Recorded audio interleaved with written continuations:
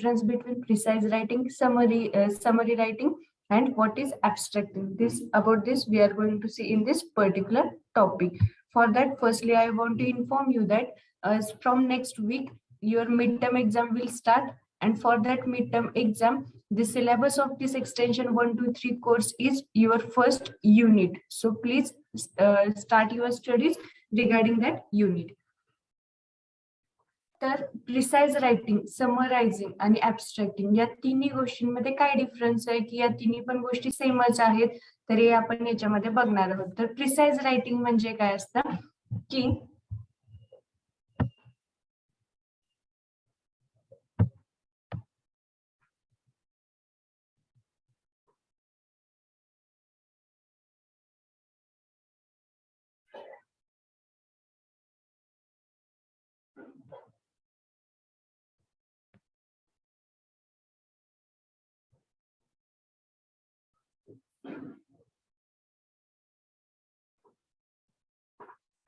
Precise writing म्हणजे काय असतं की याच्यामध्ये एखादा तुम्हाला फॉर्मॅट दिला असेल, एखादा पॅरेग्राफ दिला असेल, तर तो तुम्हाला होली रीड करायचा असतो आणि तो रीड केल्यानंतर तुम्हाला त्यातला मेन आयडियाज काय वाटतात, त्यातला मेन आयडियाज ऑथरनी काय दिलेले असतात, त्या तुम्ही तुमच्या लँग्वेज मध्ये एक्सप्रेस करता, त्या समजण्यासाठी इझी असतात दुसऱ्या रीडरला.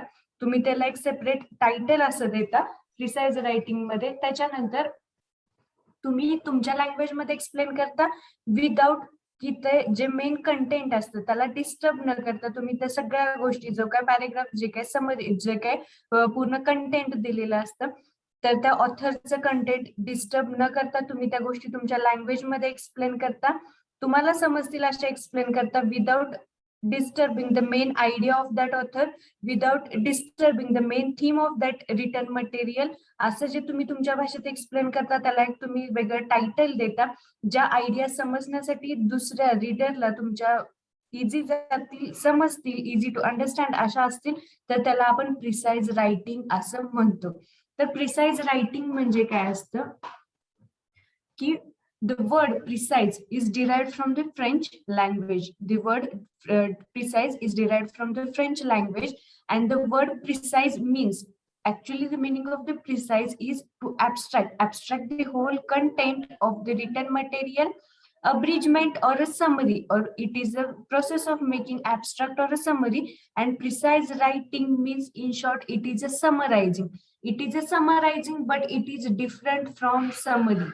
Precise writing is the process of summarizing, but it is different from a summary. To make a precise of a given passage is to extract its main points. Means whenever you are writing a precise material or whenever you are writing a precising, that time you have to extract the main points and express them clearly and as briefly as possible. Means whenever you are extracting any ideas from the passage given by the author, or from the any type of content, from that you have to extract the main points of that content. You have to express that content clearly, briefly as possible to you. That should be understandable to your reader and audience in a clear format.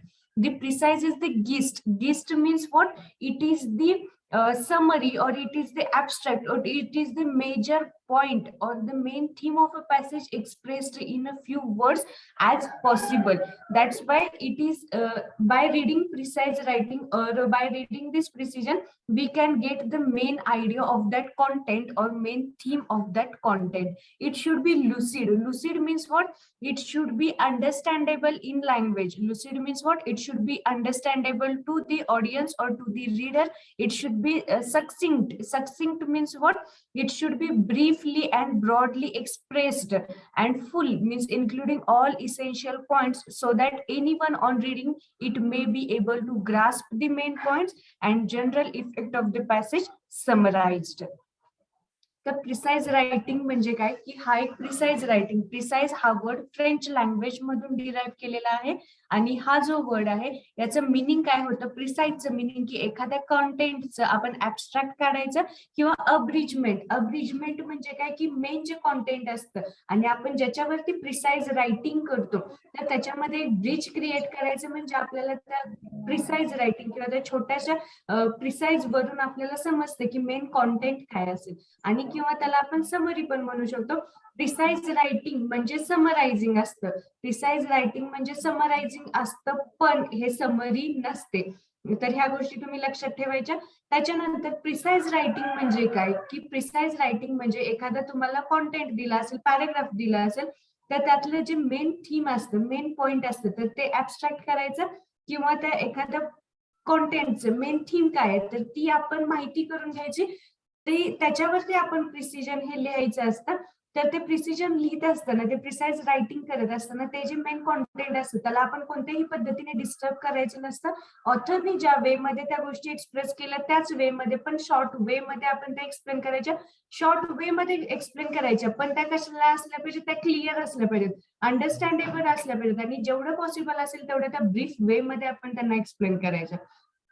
त्याच्यानंतर precise writing जे काय असतं, म्हणजे for example आता त्याच्यासाठी precise writing साठी तुम्हाला एक एक्झाम्पल देते, की तुमचा एखादा कॉन्टेंट असतो, एखादा टॉपिक असतो, आणि त्याच्यावरती तुम्हाला एखादा क्वेश्चन विचारला जातो. म्हणजे आता सध्या तर ऑनलाईन एक्झाम्स चालू असल्यामुळे तुम्हाला रिटर्नचा काही एवढा संबंध येत नाही. पण जेव्हा तुम्ही कॉलेज स्कूलमध्ये असता तेव्हा तुम्ही एक्झाम देत असताना काय करतो आपण, की फॉर एक्झाम्पल आपल्याला एखादा टॉपिक दिला, मग त्याच्यामध्ये हा असेल की जो काय रिप्रोडक्टिव्ह सिस्टीम असेल, एखाद्या अॅनिमलची रिप्रोडक्टिव्ह सिस्टीम असेल, किंवा एखादा कॉन्फरन्स असेल, सेमिनार असेल, मग ती कशी कंडक्ट केली जाते याच्याबद्दल तुम्ही हे स्टडी करता.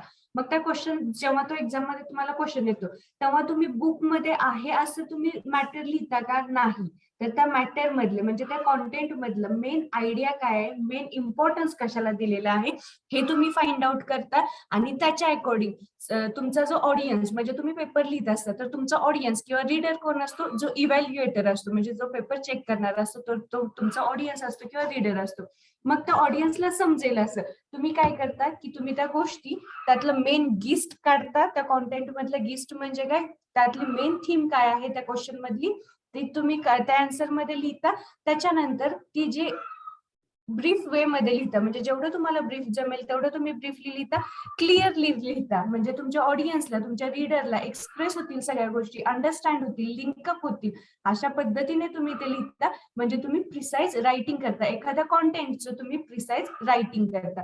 म्हणजे आहे असं पण आपण लिहित नाही, पण मेन जी थीम आहे ती सोडून पण लिहित नाही, म्हणजे मेन थीमच्या सराउंडिंग सगळ्या गोष्टी आपण लिहायला चालू करतो, किंवा मेन थीमला जे आपण सेंटर पॉइंट समजून त्याच्या अवतीभोवती गोष्टी लिहितो, त्याला प्रिसाइज रायटिंग असं म्हटलं जातं, की ज्याच्यामध्ये आपण मेन कॉन्टेंटला डिस्टर्ब करत नाही. मेन कॉन्टेंट आपण आपल्या लँग्वेज मध्ये एक्सप्लेन करतो, जे की अंडरस्टँडेबल असेल, ब्रीफली असेल, किंवा ते म्हणजे समजेल अशा पद्धतीने असेल, आणि फुल फॉर्मॅट मध्ये असेल, म्हणजे ज्याच्यामध्ये इसेन्शियल पॉइंट्स जेवढे काय असतील तेवढेच आपण फक्त सांगण्याचा प्रयत्न करतो किंवा लिहिण्याचा प्रयत्न करतो.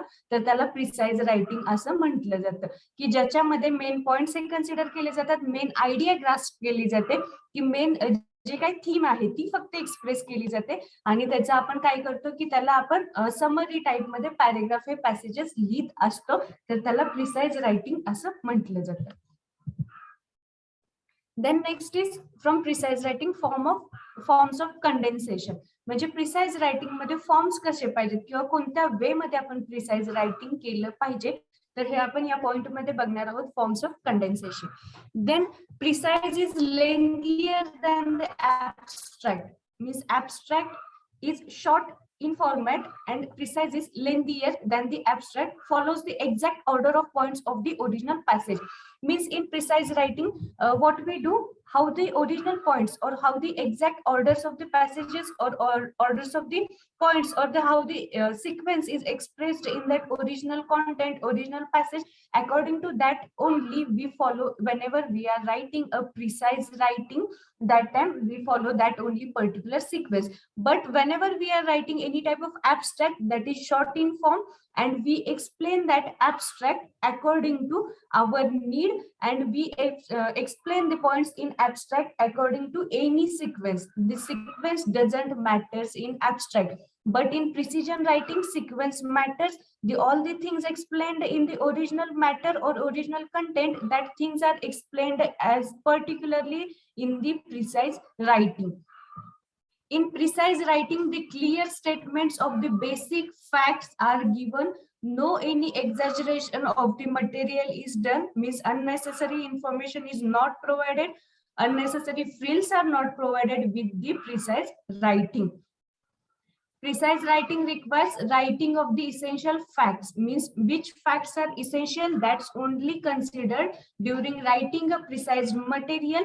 That idea should be cleared, exact, and that should be concise way. Concise means it should be understandable, it should be true, and it should be factful ideas.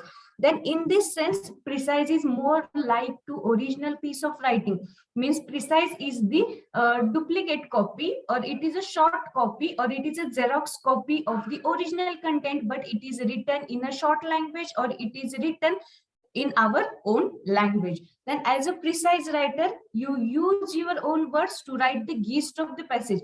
Means whenever we are writing a precise material, that time we can use our own words, we can use our own language, but without disturbing the original meaning of the content or original words of the content.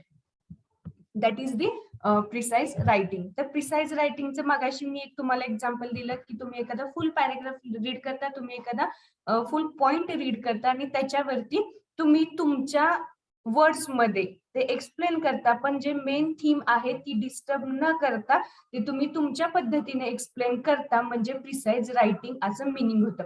For example तुमच्या नोट्समध्ये आता 2-2 pages answer दिलेला असतं, पण तुम्हाला तो question 8 मार्क्ससाठी 4 मार्क्ससाठी विचारला असेल तर तुम्ही काय करता की 4 ते 8 पॉइंट्स लिहिता. 4 ते 8 पॉइंट्स म्हणजे जे काय 2 पेजेस मधले इम्पॉर्टंट पॉइंट्स असतील ते तुम्ही तुमच्या भाषेमध्ये एक्सप्लेन करता, original material original content disturb न करता. तर त्याला प्रिसाइज रायटिंग असं आपण म्हणतो. मग प्रिसाइज रायटिंग जे काय असतं ते ऍबस्ट्रॅक्ट पेक्षा मोठं असतं, थोडंसं ऍबस्ट्रॅक्ट थोडं छोटं असतं, त्यापेक्षा मोठं असतं प्रिसाइज रायटिंग मध्ये. आणि जसं ओरिजिनल जे मटेरियल असतं किंवा कॉन्टेंट असतं जे ओरिजिनल पॅसेजचं, तर त्याच्यामध्ये जो सिक्वेन्स दिलेला असतो तोच सिक्वेन्स प्रिसाइज रायटिंग मध्ये फॉलो केलेला असतो. ऍबस्ट्रॅक्ट मध्ये तसं नसतं. ऍबस्ट्रॅक्ट मध्ये आपण आपल्या अकॉर्डिंग सिक्वेन्स लावू शकतो आणि ज्याच्यामुळे आपण काय करतो की पहिलं सेंटेन्स किंवा पहिले जे सिक्वेन्स आहे दुसऱ्याला लिंक अप होईल अशा पद्धतीने आपण ऍबस्ट्रॅक्ट लिहितो. पण प्रिसाइज रायटिंग मध्ये तसं नसतं. प्रिसाइज रायटिंग मध्ये आपण कसं करतो की जसा सिक्वेन्स जे काय मेन कंटेंट आहे किंवा मेजर जो फॅक्ट आहे किंवा ओरिजिनल जे डॉक्युमेंट आहे त्याच्या अकॉर्डिंग आपण हे सिक्वेन्स लावत असतो प्रिसाइज रायटिंग मध्ये. तर प्रिसाइज रायटिंग मध्ये काय करतो की आपण क्लिअर स्टेटमेंट देतो, कोणतेही अननेसेसरी इन्फॉर्मेशन आपण प्रोव्हाइड करत नाही प्रिसाइज रायटिंग मध्ये.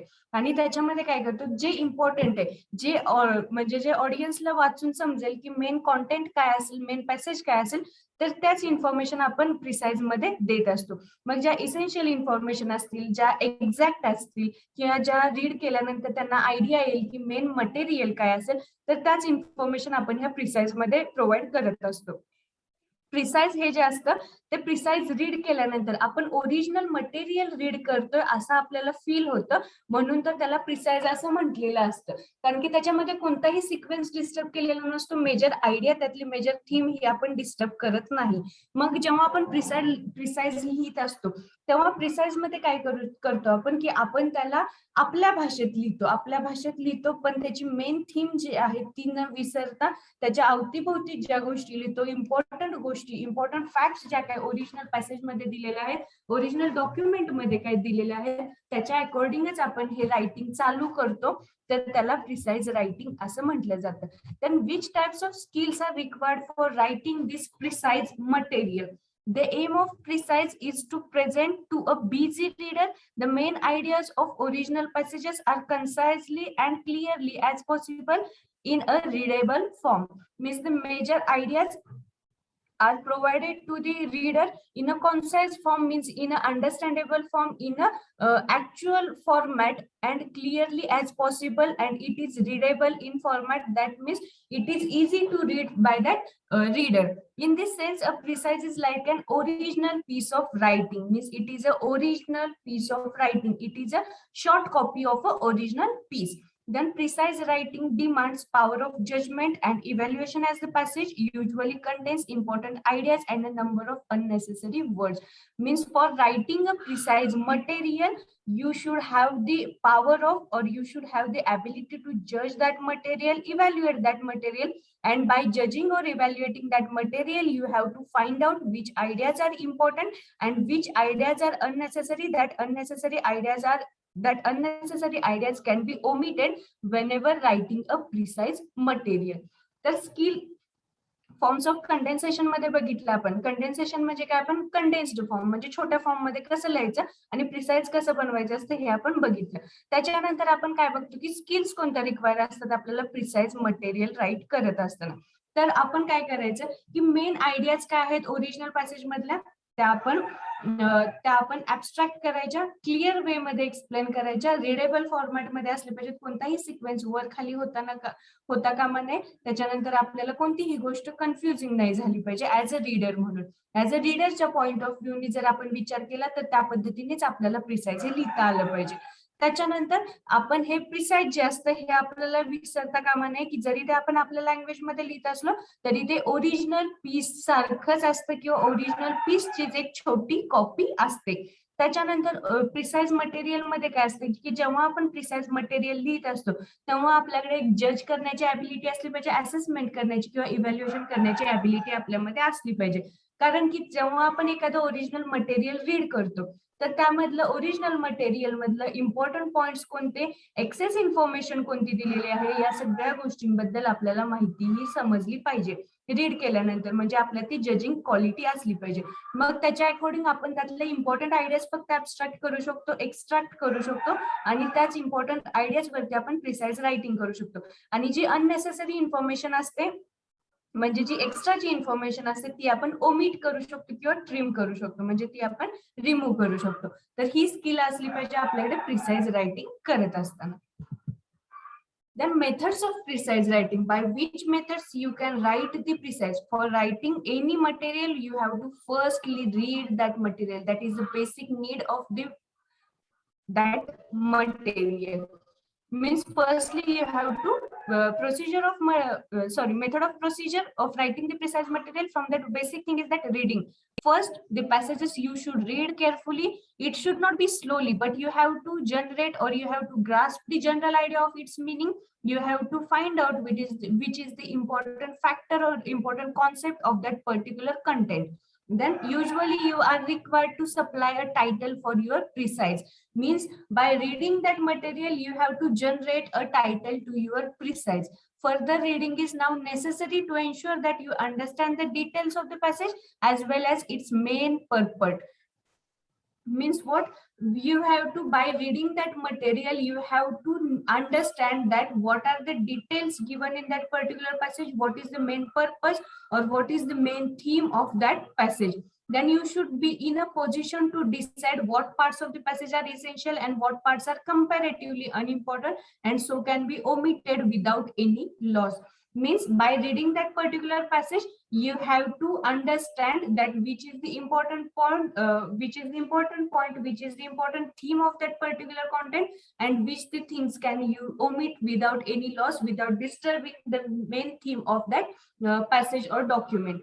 तर रीडिंग हे जे इम्पॉर्टंट आहे प्रिसाइज रायटिंग जे प्रोसेस साठी. कारण की पहिल्यांदा तुम्ही रीड आउट करून काय करू शकता, केअरफुली रीड आउट करायचं, स्लोली रीड करायचं नाही. केअरफुली रीड करायचं, त्यातून मेन आयडियाज काय आहेत, जनरल आयडियाज काय आहेत त्या मटेरियलच्या ते फाइंड आउट करायचं, त्याचं मिनिंग काय आहे हे फाइंड आउट करायचं. त्याच्यानंतर तुम्ही तुमच्या प्रिसाइजला एखादं टायटल देऊ शकता, त्याच्याशी अप्रोप्रिएट असं टायटल देऊ शकता. त्याच्यानंतर तुम्ही त्यातल्या इम्पॉर्टंट डिटेल्स फाइंड आउट करायच्या, त्याच्या मेन पर्पज काय आहे त्या कंटेंटचा तो फाइंड आउट करायचा. त्याच्यानंतर तुम्ही ते त्याच्यानंतर तुम्ही ते मटेरियल पॅसेज लिहित असताना, प्रिसाइज लिहित असताना तुम्ही काय करायचं, त्याला एक टायटल द्यायचं, त्याच्यामध्ये इसेन्शियल थिंग्स कोणते, इसेन्शियल पॉइंट्स कोणते कन्सिडर केले पाहिजेत तर ते कन्सिडर करायचे. आणि जी अननेसेसरी इन्फॉर्मेशन आहे ती ओमिट करत असताना, ती रिमूव्ह करत असताना मेन थीम डिस्टर्ब नाही झाली पाहिजे एवढी लक्षात ठेवून आपण ती गोष्ट ओमिट करू शकतो, अननेसेसरी थिंग्स आपण रिमूव्ह करू शकतो. तर हे पहिली बेसिक थिंग आहे प्रिसाइज रायटिंगची. सेकंड जे आहे रीडिंग झाल्यानंतर आपण ऍक्च्युअल रायटिंग चालू करणार आहोत प्रिसाइज मटेरियलचं. तर त्याच्यामध्ये पहिल्यांदा तुम्हाला रफ ड्राफ्ट बनवायचे. तर रफ ड्राफ्ट म्हणजे काय की तुम्ही रीड केलं, टायटल काय डिसाईड केलं, तुम्ही कोणतं मटेरियल यूज करणार, कोणतं मटेरियल ओमिट करणार, हे तुम्ही सगळं डिसाईड केलं. त्याच्यानंतर तुम्ही काय करता की तुम्ही रायटिंगला स्टार्ट करता. रफ ड्राफ्ट म्हणजे काय करता की रफली तुम्ही लिहायला चालू करता. मग रफली लिहायला चालू केल्यानंतर दुसरा जो रायटिंग मधला पॉइंट येतो तो आहे इम्पॉर्टंट पॉइंट्स आपण कोणते कन्सिडर करायचे. प्रिसाइज हे कधी पण आपल्या वर्ड्स मध्ये असतं. त्या आपल्या वर्ड्स मध्ये दिलेलं असताना it should not be patch work made up of phrases and sentences coated from the original. म्हणजे आपण आपल्या शब्दात लिहित असताना ओरिजिनल मटेरियल मधले कोणतेही सिक्वेन्स पॅचअप करण्यासाठी किंवा कोणत्याही सिक्वेन्सेस मध्ये लिंकअप दाखवण्यासाठी ओरिजिनल मटेरियल मधले आपण कोट्स, सेंटेन्सेस, फ्रेजेस हे कॉपी करू शकत नाही. ओरिजिनल मटेरियलशी रिलेटेड असावं आपलं मटेरियल. ओरिजिनल मटेरियल काय आहे हे सांगणारं असावं आपलं प्रिसाइज रायटिंग. पण त्यातलं कोणतीही गोष्ट कॉपी पेस्ट असायला नको. कारण की ती गोष्ट कॉपी पेस्ट झाली म्हणजे ते कन्वर्ट होतं, प्रिसाइजचं कन्वर्टिंग होतं ते समरी मध्ये किंवा प्रिसाइजचं कन्वर्ट होतं ते ऍब्स्ट्रॅक्ट मध्ये. तर त्याच्यासाठी जेव्हा पण आपण प्रिसाइज रायटिंग करत असतो तेव्हा सगळ्या गोष्टी ह्या आपल्या वर्ड्स मध्ये आपण एक्सप्लेन करायच्या असतात.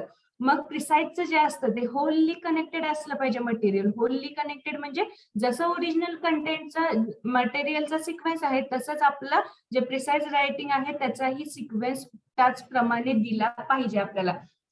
मग त्या पद्धतीने आपण काय करू शकतो, जे काय सेक्शन्स आहेत म्हणजे पॅराग्राफ्स आहेत तसे बनवू शकतो, सब्जेक्ट मॅटर आहेत तसे ते बनवू शकतो. तर त्या पद्धतीने आपण कोणताही सिक्वेन्स न चेंज करता आपण हे प्रिसाइज रायटिंग करू शकतो.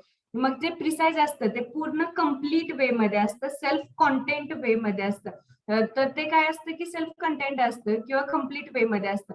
त्याच्या थ्रू आपल्याला फुल्ली मेसेज समजतो, क्लिअरली मेसेज समजतो की आपलं ओरिजिनल मटेरियल काय आहे किंवा त्याच्या थ्रू आपल्याला कम्प्लीट मिनिंग समजतं की ओरिजिनल मटेरियल काय असेल याचं.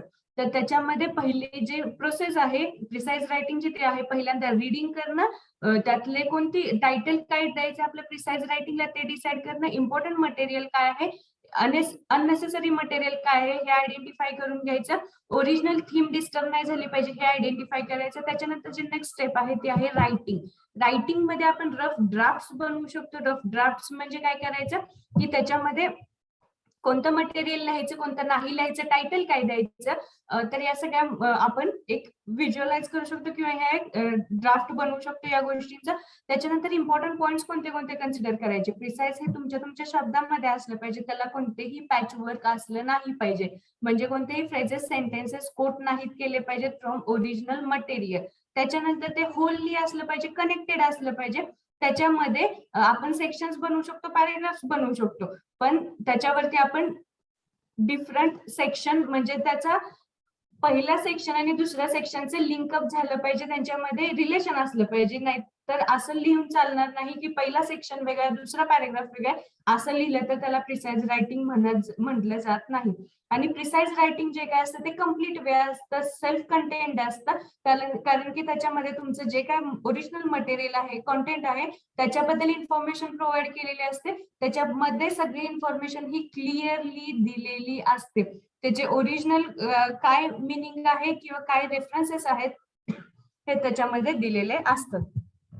त्याच्यानंतर गाईडलाईन्स. प्रिसाइज रायटिंग साठी कोणत्या गाईडलाईन्स आपण फॉलो करायच्या असतात. प्रिसाइज रायटिंग मध्ये गाईडलाईन्स पहिली आहे, read the passage at least 2 times to familiarise yourself with the theme and the main ideas contained in the passage. म्हणजे तुम्ही ते कोणतं पण मटेरियल वरती जर तुम्ही प्रिसाइज रायटिंग करणार असाल तर त्याच्यावरती ते मटेरियल तुम्ही ऍटलिस्ट कमीत कमी 2 वेळा तरी वाचलंच पाहिजे. पहिल्यांदा वाचल्यानंतर कोणतीही गोष्ट असू दे, पहिल्यांदा वाचल्यानंतर आपल्या ती लक्षात येत नाही. तर त्यातलं फक्त आपण काय करतो की फॅमिलियर होण्यासाठी म्हणजे त्या कंटेंटशी आपल्याला फॅमिलिअराइज व्हायचं असतं, कारण की ते कंटेंट आपल्याला लिहायचं असतं. तर त्याच्यासाठी आपण काय करायचं, ऍटलिस्ट 2 वेळा वाचू शकतो. 2 पेक्षा जास्त वेळाही तुम्हाला वाचायचं असेल, त्यातलं आयडिया माहिती करून घ्यायची असतील तर त्याच्यासाठी तुम्ही वाचू शकता, पण कमीत कमी तुम्ही 2 वेळा वाचून घेतलं पाहिजे. म्हणजे त्यातले थीम्स काय आहेत, मेन आयडियाज काय आहेत पॅसेजच्या हे समजण्यासाठी. Give the passage a little suitable title would help you to identify the name of the passage. म्हणजे त्याला सुटेबल होईल असं त्या पॅसेजला तुम्ही छोटंसं टायटल द्या, कारण की ज्याच्यावरून आपलं पॅसेज काय आहे हे आयडेंटिफाय करता येईल. Write down important points and arrange them in the same sequence as the original passage. म्हणजे आपण काय करायचं की आपण इम्पॉर्टंट पॉइंट्स फाइंड आउट करायचे रीड करतो तेव्हा, त्याच्यानंतर जेव्हा आपण ते पॉइंट्स लिहित असतो तेव्हा ते जसं ओरिजिनल मटेरियल आहे तसंच त्याच मटेरियलच्या सिक्वेन्सने आपण प्रिसाइज रायटिंग करायचं असतं. रफ ड्राफ्ट बनवायचा, आपण प्रोसेसमध्ये बघितलं की रफ ड्राफ्ट बनवायचा. रफ ड्राफ्ट केल्यानंतर प्रिसाइज जे असतं, प्रिसाइज हे ओरिजिनल कंटेंटचं 1/3 पार्ट असतं, 1/3 पेक्षा जास्त पार्ट असू शकत नाही.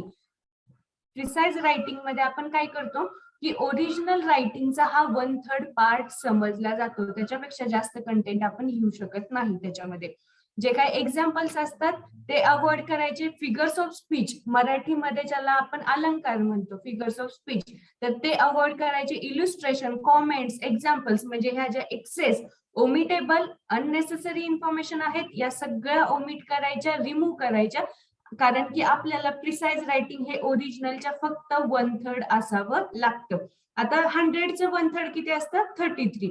मग 33%, ओरिजिनल कंटेंट आपलं 100% असतं, तर त्याचं 1/3 आपण किती घ्यायचं? 33%. तर एवढंच हे प्रिसाइज रायटिंग असलं पाहिजे. तर त्याच्यामध्ये प्रिसाइज रायटिंग मध्ये काय केलं पाहिजे?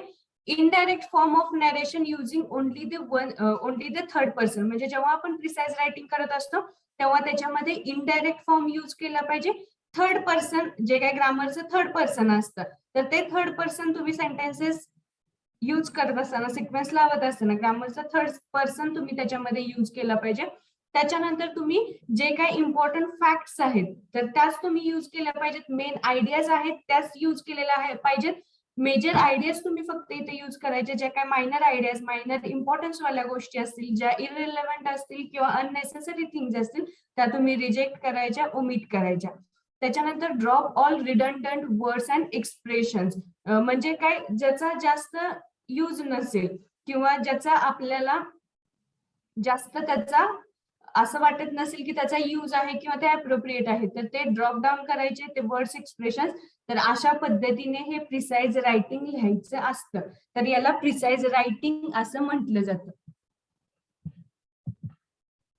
तर डिफरन्स काय असतो समरी आणि प्रिसाइज मधला? प्रिसाइज जे असतं ते मिनिएचर ऑफ ओरिजिनल डॉक्युमेंट असतं. मिनिएचर म्हणजे काय? शॉर्ट फॉर्म मध्ये एखादं ओरिजिनल डॉक्युमेंट हे आपल्याला सांगितलं जातं, त्याला आपण प्रिसाइज असं म्हणतो. त्याला अप्रोप्रिएट हेडिंग दिलेलं असतं. जे मेन आयडिया जे काय असतं, मेन पॉइंट जे काय असतात ओरिजिनल डॉक्युमेंटचे, तर ते त्याच्यामध्ये सांगितलेले असतात. तर समरी मध्ये काय असतं की समरी मध्ये शॉर्ट डिस्क्रिप्शन दिलेलं असतं ओरिजिनल डॉक्युमेंटचं. Gives all points in brief, म्हणजे त्यातले जे काही पॉइंट सांगितलेले असतात ते सगळे ब्रीफ मध्ये दिलेले असतात. तर असं हे प्रिसाइज आणि समरी असते.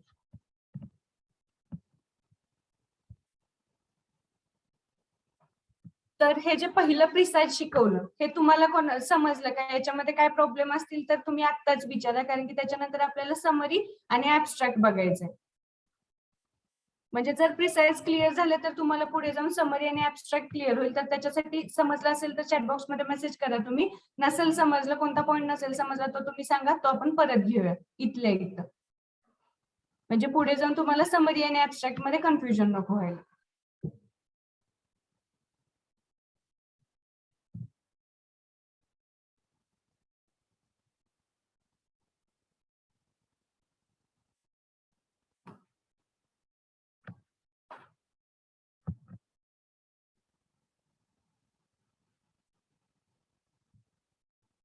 ओके, सगळ्यांना समजलेलं दिसतंय, कोणालाच काही प्रॉब्लेम नाहीये, कारण की कोणाचेच काही चॅटबॉक्स मध्ये मेसेजेस नाहीयेत. सो कोणाला काही इश्यू असेल तर तुम्ही चॅटबॉक्स मध्ये मेसेज करून सांगू शकताय.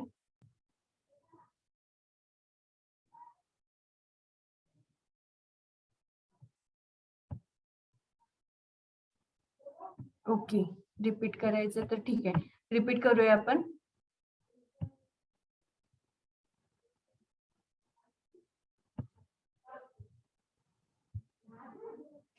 प्रिसाइज रायटिंग म्हणजे काय असतं?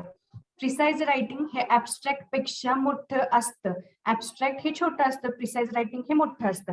प्रिसाइज रायटिंग मध्ये काय केलेलं असतं, एखादं ओरिजिनल कंटेंट जर तुम्हाला दिलं, फॉर एक्झाम्पल मगाशी मी तुम्हाला समजेल असं एक्झाम्पल दिलं की तुम्हाला एखाद्या नोट्स दिल्या आणि त्याच्यातलं तुम्हाला पहिला चॅप्टर रीड आउट करायला सांगितलं आणि पहिल्या चॅप्टर वरती सांगितलं की write the precise on that chapter. तर असं तुम्हाला जर क्वेश्चन दिला तर तुम्ही काय कराल की एखादा चॅप्टर दिलं, फॉर एक्झाम्पल आता फार्मिंग सिस्टीम वरती तुम्हाला एखादा किंवा फार्मिंग सिस्टीम वरती लिहा असं तुम्हाला सांगितलं, तर तुम्ही फार्मिंग सिस्टीम मध्ये काय करणार की पूर्णच्या पूर्ण फार्मिंग सिस्टीम सांगत बसणार का?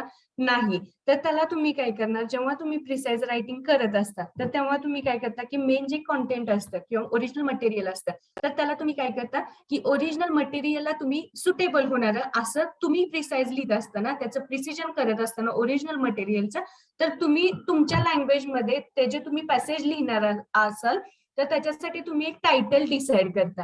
तर फार्मिंग सिस्टीम वरती तुम्ही त्याच्याशीच रिलेटेड फार्मिंग सिस्टीम वरती आता जर तुम्हाला सांगितलं तर तुम्ही टायटल काय द्याल, sustainable farming, organic farming, zero budget natural farming, असे जे काय फार्मिंग सिस्टीमशी रिलेटेड जे काय टायटल्स असतील ते तुम्ही पॅसेज मध्ये द्याल. म्हणजे त्या पॅसेज मध्ये जे काही कंटेंट दिलेलं आहे, जे काही मेन थीम आहे त्याच थीमशी रिलेटेड तुम्ही तुमच्या जे प्रिसाइज लिहिणार आहात त्याला तुम्ही एक टायटल द्याल, तुम्हाला जे सुटेबल वाटतं ते कंटेंट रीड केल्यानंतर. मग त्याच्यानंतर तुम्ही प्रिसाइज मध्ये काय लिहिता की तुम्हाला जे काय तुमच्या भाषेत वाटतं ते तुम्ही लिहिता. म्हणजे तुम्ही पेपर पण लिहित असताना तुम्ही एखादं मटेरियल रीड करता तर ते आहे जे आहे असं तुम्ही पेपरमध्ये लिहिता का? नाही. तुम्हाला त्यातलं काय समजलं, म्हणजे मेन कंटेंट काय आहे, for example reproductive system of cockroach, जर असं तुम्हाला एखादा टॉपिक दिला तर त्याच्यामध्ये तुम्ही काय सांगता की रिप्रोडक्टिव्ह सिस्टीम होलच्या होल एक्सप्लेन करत बसता की कॉक्रोच कसं आहे, त्याची रिप्रोडक्टिव्ह सिस्टीम कशी आहे, मग तो मेल आहे की फिमेल आहे, यातलं काहीही तुम्ही एक्सप्लेन करत बसत नाही. तर तुम्ही याच्यामध्ये काय काय एक्सप्लेन करता की कॉक्रोचची रिप्रोडक्टिव्ह सिस्टीम कशी आहे, मग मेल आहे का फिमेल आहे, फक्त त्याच्यामध्ये असं सांगता मेल रिप्रोडक्टिव्ह सिस्टीम आणि फिमेल रिप्रोडक्टिव्ह सिस्टीम याच्यामध्ये काय दिलेलं आहे. तर असं जेव्हा तुम्ही मटेरियल सांगता, होलच्या होलसम मटेरियल तुम्ही सांगत नाही, पण जे ओरिजिनल मटेरियल असतं त्याचं जे थीम असते, ओरिजिनल मटेरियलचं कोणतेही थीम डिस्टर्ब न करता, कोणत्याही थीमला तुम्ही धक्का न लावता तुम्ही त्याचं शॉर्टकट बनवता, तुमच्या भाषेमध्ये तुम्हाला त्यातलं जे काही समजलं हे तुम्ही लिहिता, तर त्याला प्रिसाइज रायटिंग असं म्हटलं जातं. मग ओरिजिनल मटेरियल मध्ये जो सिक्वेन्स दिलाय त्याच सिक्वेन्स मध्ये तुम्ही तुमचं मटेरियल लिहिता विदाउट मेन आयडिया डिस्टर्ब करता. त्याच्यामध्ये इम्पॉर्टंट कोणतं मटेरियल आहे तेच फक्त तुम्ही सांगता, एक्सेस इन्फॉर्मेशन तुम्ही अवॉइड करता. तर त्याच्यामध्ये इम्पॉर्टंट मटेरियल लिहित असताना तुम्ही थर्ड पर्सन यूज करता ग्रामर मधला. मग त्याच्यानंतर थर्ड पर्सन यूज करत असताना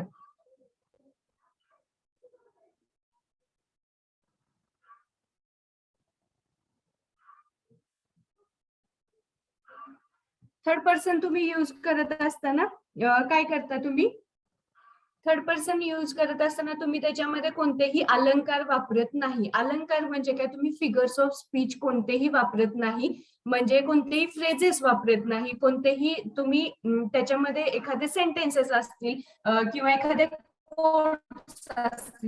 मटेरियल मध्ये ते मोठं असतं त्याच्यामुळे त्याच्यात आपण काही लिहू शकतो, कोट्स लिहू शकतो, फ्रेजेस घालू शकतो, अनेक्डोट्स म्हणजे छोट्या छोट्या स्टोरी सांगू शकतो. पण तुम्ही प्रिसाइज रायटिंग करत असताना काय करता, ह्या सगळ्या गोष्टी तुम्ही अवॉइड करता. फक्त मेन थीम काय आहे ही तुम्ही थीम सांगत असता, त्याच्यामध्ये बाकीचं जे एक्सेस मटेरियल आहे ते तुम्ही रिमूव्ह करता, तर त्याला प्रिसाइज रायटिंग असं म्हटलं जातं. मग प्रिसाइज रायटिंग करत असताना आपण कोणत्या गोष्टी केल्या पाहिजेत, प्रिसाइज रायटिंग करत असताना याच्यामध्ये काय सांगितलेलं आहे, हे ऍबस्ट्रॅक्ट पेक्षा मोठं असतं, ओरिजिनल फॉर्म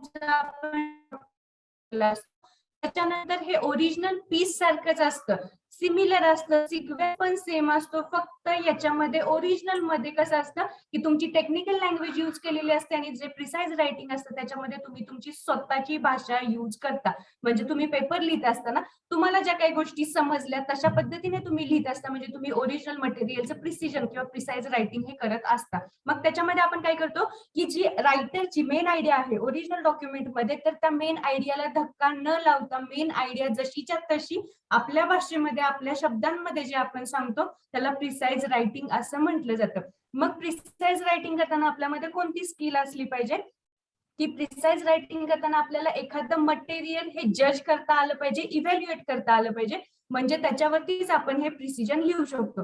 फॉर एक्झाम्पल तुम्ही नोट्स रीड करत असताना एक्झामच्या पॉईंट ऑफ व्ह्यूनी जेव्हा तुमची थेरी रिटर्न फॉर्मॅटमध्ये असते तेव्हा तुम्ही रीड करत असताना काय करता की हे मटेरियल इम्पॉर्टंट आहे तर त्याला आपण अंडरलाईन करतो, दुसरं मटेरियल इम्पॉर्टंट नाहीये तर ते आपण लिव्ह इट करतो किंवा ते सोडून देतो. तर तसंच प्रिसिजन करताना असतं, प्रिसाइज रायटिंगच्या वेळी असतं. ओरिजिनल जे मटेरियल असतं तर ते आपण रीड आउट करतो, त्याच्यातले कोणते पॉईंट्स इम्पॉर्टंट आहेत ते फक्त लक्षात घेतो, कोणते पॉईंट्स इम्पॉर्टंट नाहीयेत अननेसेसरी आहेत ते आपण रिमूव्ह करतो. तर ह्या ज्या स्किल्स असतात त्याच्या थ्रूच आपण प्रिसाइज रायटिंग हे करू शकतो. मध्ये आहे त्यासाठी प्रोसेस आहे प्रिसाइज रायटिंग साठी. पहिली प्रोसेस म्हणजे आपल्याला ती गोष्ट रीड करावी लागते आणि दुसरी गोष्ट म्हणजे ती लिहायला लागते म्हणजे राईट करावी लागते. रीड करत असताना आपण पहिल्यांदा कुठलीही गोष्ट वाचली तरी ती आपल्याला समजत नाही, मग आपण कंटिन्युअसली ती गोष्ट वाचायला लागतो, म्हणजे आपल्याला पहिल्यांदा समजली नाही म्हणून आपण दुसऱ्यांदा वाचतो, दुसऱ्यांदा पण थोडी समजली की आपण तिसऱ्यांदा वाचतो, मग 2-3 वेळा जर एखादी गोष्ट वाचली तर आपल्याला समजतं की याच्यामध्ये कंटेंट काय दिलेलं आहे किंवा त्यांची मेन आयडिया काय सांगितलेली आहे. तर हे त्याचं प्रिसाइज रायटिंग झालं. त्याच्यानंतर आपण काय करतो की त्याला ते रीड केल्यानंतर त्याच्याशीच सिमिलर आपण त्याला एक टायटल देतो त्याच्यानंतर मग ते लिहायला चालू करतो म्हणजे रफ ड्राफ्ट बनवतो, म्हणजे रफली आपण लिहितो, मग त्याच्यामध्ये कोणते पॉईंट्स कन्सिडर करायचे, कोणते इम्पॉर्टंट पॉईंट्स आहेत, कोणते इम्पॉर्टंट नाहीयेत, अननेसेसरी आहेत ते रिमूव्ह करायचे हे आपण डिसाईड करतो. मग प्रिसाइज लिहित असताना आपण काय करतो की मिनिमम 2 वेळा वाचायचं, 2 वेळा वाचल्यानंतर लक्षात आलं तर ठीक, नाही तर त्याच्यापेक्षा जास्त वेळाही वाचू शकतो आपल्याला जोपर्यंत समजत नाही तोपर्यंत. त्याच्यानंतर आपण काय करायचं की मेन आयडिया काय आहे हे आयडेंटिफाय करायचं, त्याच्याशीच रिलेटेड आपल्या प्रिसाइज रायटिंगला आपण हे टायटल देऊ शकतो, म्हणजे त्याच कंटेंटशी रिलेटेड. फॉर एक्झाम्पल आता मी फार्मिंग सिस्टीम सांगितली, मग ऑर्गॅनिक बद्दल खूप इन्फॉर्मेशन असेल, ऑर्गॅनिक फार्मिंग बद्दल जर खूप इन्फॉर्मेशन दिलेली असेल त्या कंटेंटमध्ये, तर आपण आपलं प्रिसाइज रायटिंग करताना आपण त्याला टायटल काय देणार, ऑर्गॅनिक फार्मिंग इज अ बून, तर असं आपण टायटल देऊ शकतो. तर त्याच्यामध्ये त्या टायटल वरून आपल्याला काय समजतं की ह्या कंटेंटमध्ये सगळं इन्फॉर्मेशन ही ऑर्गॅनिक फार्मिंग बद्दलच दिलेली असणार आहे, तर असं हे आपल्याला समजतं त्याच्यावरून. पण जे ओरिजिनल मटेरियल हे 100% असतं, 100% असतं कारण की त्याच्यामध्ये फिगर्स ऑफ स्पीच दिलेले असतात, डिफरंट इलिस्ट्रेशन चढवून वाढवून सांगितलेले असतात किंवा आपल्याला इमॅजिन करायला इझी जाईल अशा गोष्टी एक्सप्लेन केलेल्या असतात मेन कंटेंटमध्ये. त्याच्यानंतर त्याच्यामध्ये कोणाचे कॉमेंट्स असतील, कोणाचे डायलॉग्स असतील, तर ते सगळ्या गोष्टी सांगितलेल्या असतात. पण आपण प्रिसाइज रायटिंग करत असताना काय करतो की ओरिजिनल मटेरियलचं फक्त 33%च आपण लिहितो, म्हणजे 100% मधलं 33%च गोष्टी, म्हणजे आता तुम्हाला 100 जर रुपये दिले असतील तर त्यातले तुमच्यासाठी 33 रुपये जर इम्पॉर्टंट असतील तर त्याच्यासाठी आपण काय करतो, म्हणजे 33 रुपयांसाठीच आपल्याला एखादी गोष्ट बाय करायची असेल जी आपल्यासाठी खूप इम्पॉर्टंट असेल तर तशाच गोष्टीसाठी आपण पैसे इन्व्हेस्ट करतो. तर तसंच असतं, प्रिसाइज रायटिंग हे 100 रुपयाचं असतं किंवा 100% दिलेलं असतं, तर त्याचं आपल्याला इम्पॉर्टंट वाटणारे फक्त 33%च आपण भाग हा प्रिसाइज रायटिंग मध्ये इन्क्लूड करायचा असतो. मग त्याच्यातल्या ज्या एक्सेस गोष्टी असतात, एक्सेस ज्या कोणाचे डायलॉग्स असतील, फिगर्स ऑफ स्पीच असतील, कॉमेंट्स असतील, इलिस्ट्रेशन असतील, तर ते सगळे रिमूव्ह करायचे आणि जे मेजर पॉइंट्स असतील, मेन आयडियाज असतील त्याच फक्त त्याच्यामध्ये ऍड करायच्या, तर त्याला प्रिसाइज रायटिंग असं म्हटलं जातं. फॉर एक्झाम्पल तुम्हाला जर एखाद्या कोणीतरी मूवीची स्टोरी विचारली तर तुम्ही पहिल्यापासून 3 तासाची स्टोरी सांगत बसता नाही, मूवीचं नाव काय आहे त्याच्याशी रिलेटेड तुम्हाला जर एखादं नाव काय वाटलं की त्याला सुटेबल हे नाव नको होतं, त्याच्याशी सुटेबल दुसरं नाव द्यायला पाहिजे, तर ते तुम्ही सजेस्ट करता. त्याच्यानंतर तुम्ही काय करता की त्यातलं मेजर कंटेंट काय आहे तर ते तुम्ही सांगता तुमच्या फ्रेंडला किंवा ज्यांनी तुम्हाला मूवीची स्टोरी विचारली, म्हणजे ते तुम्ही काय करताय की 100% मधलं फक्त 33% इकडे घेता, म्हणजे 1/3 पार्ट तुम्ही त्या पर्सनला सांगता, म्हणजे त्या पिक्चरची स्टोरी तुम्ही 10 मिनिटात 15 मिनिटात तुम्ही उरकून घेता किंवा सांगून टाकता, तर त्याला प्रिसाइज रायटिंग किंवा प्रिसाइज टेलिंग असं आपण म्हणतो. तर समजलं का आता प्रिसाइज रायटिंग म्हणजे काय?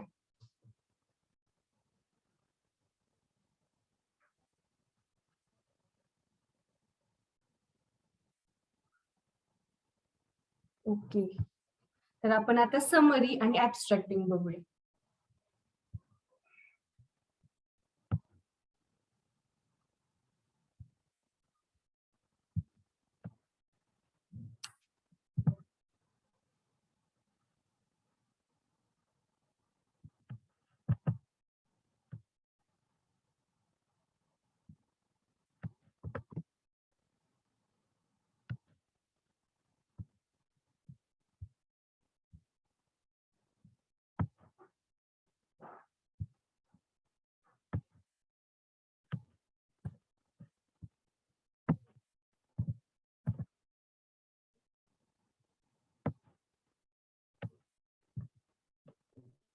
समरायझिंग, मग प्रिसाइज मध्ये आणि समरी मध्ये काय डिफरन्स आहे? समरी जे असते, प्रिसाइज मध्ये काय सांगतो की आपण आपल्या भाषेत त्या गोष्टी एक्सप्लेन करतो, पण समरी मध्ये पण काय असतं की समरी मध्ये आपण आपल्या भाषेत गोष्टी सांगू शकतो, पण समरी मध्ये जास्तीत जास्त गोष्टी ह्या एक्सप्लेन केलेल्या असतात. तसं प्रिसाइज मध्ये काय करतो की आपण फक्त 1/3 पार्ट हा यूज करत असतो. तसं समरी मध्ये जास्त मटेरियल यूज केलं जातं. ओरिजिनल टेक्स्टच्या निम्म हे समरी मध्ये कंटेंट यूज केले जातं. म्हणजे प्रिसाइज मध्ये आपण 1/3 मटेरियल यूज करत असेल प्रिसाइज रायटिंगला, तर समरी मध्ये हाफ मटेरियल आपण यूज करत असतो, तर त्याला समरायझिंग म्हटलं जातं. म्हणजे एखाद्या गोष्टीचं आपण समरी सांगतो, तर त्याला समरायझिंग असं म्हटलं जातं. A summary is a short and concise representation of the main ideas, main points, main ideas, concept, facts और statements of a text written in your own words. म्हणजे जसं आपण प्रिसाइज रायटिंग आपण आपल्या भाषेत करू शकतो, तसंच समरी पण हे आपण आपल्या लँग्वेज मध्ये लिहू शकतो. पण समरी मध्ये कसं असतं की त्याच्यामध्ये आपण जास्तीत जास्त पॉइंट्स हे यूज करू शकत असतो.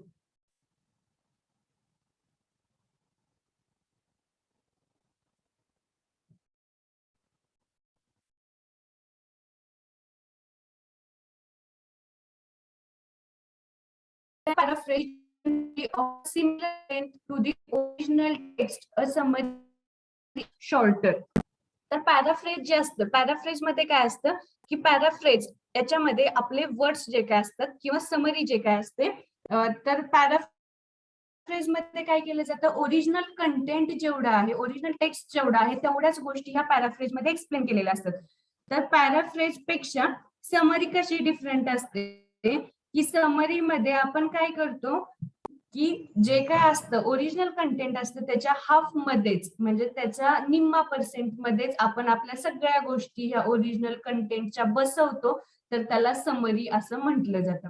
त्याच्यानंतर समरायझिंग करत असताना कुठल्या गोष्टी लक्षात ठेवायच्या किंवा कुठल्या गोष्टींना आपण धक्का लावायचा नाही, शुड नॉट अल्टर. तर आपण कोणत्या गोष्टी पाहिजेत, तर त्यातली पहिली आहे ऑथर्स ओरिजिनल आयडियाज.